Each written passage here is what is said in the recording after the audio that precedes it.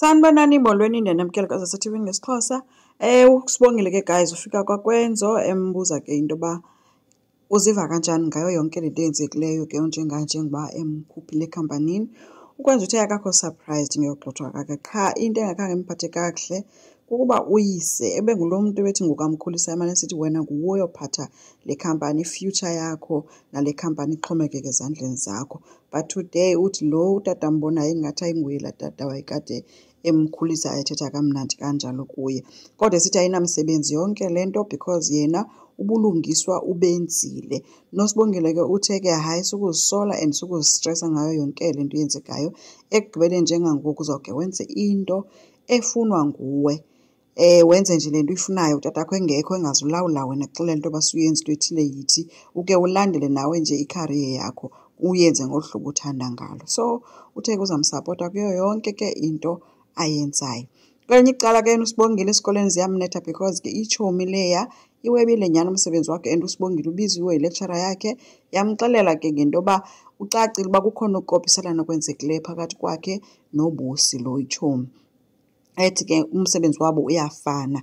So ubalisela uzama ke ngoku yamxelela into yoba yeyi andazi noba mhlawumbi andizugxothwa nawo esikolweni noba kokwenzeka ntoni because kaloku if kunjalo mna ngeke ndikwazi ugxothela umsebenzi wam endiwusebenzele nzima kangaka. Nozama ke yayingqina loo nto uthi ke nake no mna I know into yoba ubuzenzela and if it means fanele ndihambe ndiye kuMr Ngubane ndiyomxelela into yoba wena ubusebenza nzima kanjani ndingaya. Kodwa ke utshilo into yoba wena ukhange ukuyinike nale tshomi yakho umsebenzi. uSibongile uyatsho into yoba no kaloku ii-ideas bendimnike besincokola wathi omnye yabona ke ndandikuxelele ngale fake friend yakho into yoba hlukana nayo but wena awumameli. So injalo ke into and itshomi ke ngoku ifike uSibongile ezihlalele izombulisa izochopha, ifika futhi ibhabhile ihambela phezulu ifika izozenza ingathi akho nto yenzekile. uSibongile uyacaphuka ukuthi wena suzozenza ingathi akho nto uyazi like umbuzo uba kutheni bengadlalanga naye icala kwakhe eklasini. Uthi omnye ndizohlala njani nomntu ondebele umsebenzi wam. Itshomi ke ivele yayijika yonke into yathi no oyena mntu owebe umsebenzi wam nee-ideas zam yonke into nguwe kaloku sisi. Mna ndenzanga nix, umsebenzi nguwam, wena ndithathe yonke into ebithi mna phaa kulaa nto yalaa project. Uthi omnye wena ngowutshilo kum into yoba xa ngaba ikohlula iprojekthi yakho ucela ndikuncedise okanye ndikuphe ii-ideas kunoba ude uthathe umsebenzi wam. But ugirl umile ke ngelithi nguSibongile owebe iprojekthi yakhe. Sazi ke guys noba ilecture izawuba nayo le ndlela yokuyilandelela le nto ibuze ngendlela ethile ezawukwenza into yoba ubusi lo abanjwe uba webe umsebenzi kaSibongile. uSibongile umshiye apho ke guys elibala nje nefowuni yakhe indlela ebecaphuka ngayo yile ntombazana ezenza ingathi yonke into yeyakhe. KwaDlamini ke guys kubhizi, kuyehlwa kuyenyukwa kuyaklinwa kwenziwa naye uPhetheni uthi ubhizi ufuna ii-gloves zakhe ufuna uyoklina igadi yakhe. Lapha uNomfundo yena ungumadam yena yedwa uchophe phezu kwesofa ueleveyithe imilenze yakhe phezu kwe-coffee table. Uziselwa amagwinya nguMavis athathe kabeka apha esofeni abe seyibona ke le nto uPhetheni imdike aye kuNomfundo ambuze uba Nomfundo wena utyela amagwinya ngakwesofeni, qaleni uba kutyiwe esofeni waye ungayohlala phaya etafuleni xa ufuna udla. Uthe engekaphenduli ke wafika njengaye lo ofike sebuza ecela kuPhetheni uba cela ukathethe noNomfundo nje kancinci. Hayi ke abe sebashiye ke uPhetheni ushiyeke unjengaye ke sithi ke ucela uxolo ngayo yonke into eyenzekileyo yena segqithile kuloo nto leyo. Abe sengathi ke uyavuya ke uNomfundo ke futhi enethemba lokuba njengaye uzawukathi ukuchopha kancinci apha ecawa kwakhe. Abe sesithi njengaye uyacela usahamba khona imithingi aya kuyo ke. Ushiyeke ephoxekile kuNomfundo because ebesazixelela into yoba ke uPhetheni noba uyavungama wenza yonke le nto ayenzayo kodwa yena uzawube ehleli nendoda yakhe apha ekhawutshini. So uPhetheni ubonakele ke ezibhizi ke esiselela iwayini yakhe kwafika ke uMamV ke ezothetha naye ke wabe sesithi makahlale phantsi ke wabe semxelela ke into yoba uMamV uba izokuthatha ixesha engakanani na into yoba wena isipeyiti usibize ngesipeyiti kulo mzi wakho.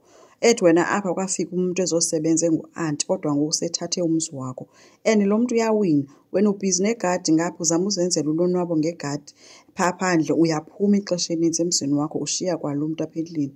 Uthi ungamyeki ke uNomfundo akwenze kanje. Ethi mna eyam ibhosi endiyaziyo ayikho njengawo. Ethi lo umntu endimbona apha kuye ayinguye lo Phetheni endimaziyo and ibhosi yam yaphuma kuwe le ndiyaziyo, wena ungomnye umntu. Uthe ke uPhetheni kuMavis, nami ke lento leyenzeka apha andiyithandi ke tana Mavis, qha nje ndenzela unjengayo. Wathi omnye, yayibona ke lento endiyitshoyo, kutheni uzokwenzela abantu? Uthini ngawo? Utheni ungaqali ngawo? Wathi mna owam umedem endimaziyo ke bezawulwa alwe nditsho nalo njengaye nakakade. So lo unguwe, hayi nguwe lo ndimaziyo mna. Watsho iphakama ke emshiya apho.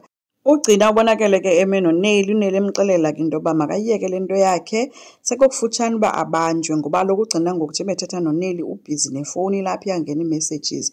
Ethi uMkhize uthi uVusi unemibuzo emininzi, uyabuza uba kwenzeka ntoni, so uyasola. Ethi ke ndiyakucela ke uyiyeke le nto yenzayo kuba kaloku inyani nendlela yayo yokuziveza. Ethi not wonke umntu usesisibhanxa ucinga uba usiso, noVusi akasiso futhi ngaphezulu.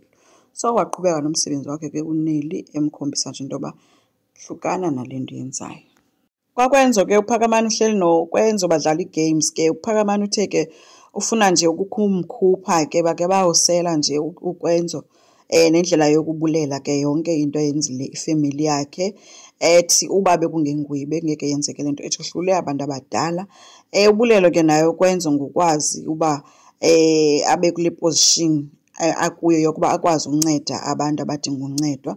uPhakamani uthe ke uyaziqhenya ke ngokuba azibize ngebrother kaKwenzo. So bekumnandi ke kushekwa namanqindi kuyiloo nto. Ethubeni ke babonakele ke uKwenzo esemotweni, uPhakamani ephandle yena, but caba uPhakamani usefowunini. Ngelishwa likaPhakamani ke enogcina ii-calls zingena straight emotweni, caba ifowuni ibikwi-Bluetooth yemoto and umntu osemotweni nguKwenzo. So ugcina akavani noPhakamani, omnye uyasabela omnye uyazixabana ngugcina, and ugcina uthi kuPhakamani ucela badibane kuyaphuthuma. So uKwenzo uve yonke into guys and unemibuzo nayo into yoba kuphuthuma ntoni and ngapha lo xa isesabeni masithi pentshisi. So uKwenzo ke nguye kufanele akazidibanisele ke into yoba umthetho wakhona izawuthini na le nto. Ubesetshintsha apha ebusweni ke dikwefile ke uKwenzo, but umbuzo esinawo kukuba uzomxelani uPhakamani uba ugcina uthi nifuna nidibane okanye uzoba lapha ezithendeni zikaPhakamani so that azawubona yonke le nto ase into eneproof kuVusi. Asazi ke guys. Enkosi, ngicela siqhubeke, subscribe, silike, singakhomenta futhi. Bye.